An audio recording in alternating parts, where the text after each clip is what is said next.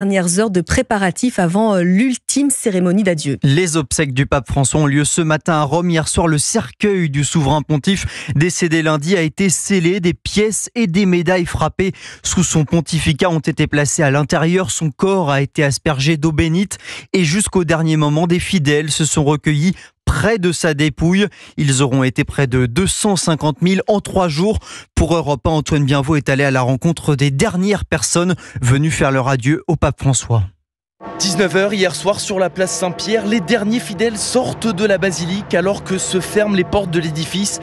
Très émue, Kenza, 20 ans, fait partie des dernières à avoir pu approcher le cercueil du pape François. On a pu voir le pape, mais c'était très rapide, on reste seulement 3 secondes. Parce que là, ça allait fermer dans 5 minutes, il me semble. On ressent vraiment quelque chose en nous. Moi, je trouve ça exceptionnel de pouvoir le voir une dernière fois. Un instant suspendu aussi pour Daniel, drapeau de l'Argentine sur le dos, arrivé le matin même de Buenos Aires. Par chance, nous avons pu rentrer et le voir. Cette seconde où nous sommes passés devant lui, c'était incroyable. Ça restera toujours dans mon cœur. Quelques minutes plus tard, Félix ressort lui aussi de la basilique. Ce catholique français a profité au maximum de ces 3 jours de recueillement. J'ai vu le pape 3 fois, mercredi, jeudi et vendredi. Parce que c'était un pape que j'aimais bien.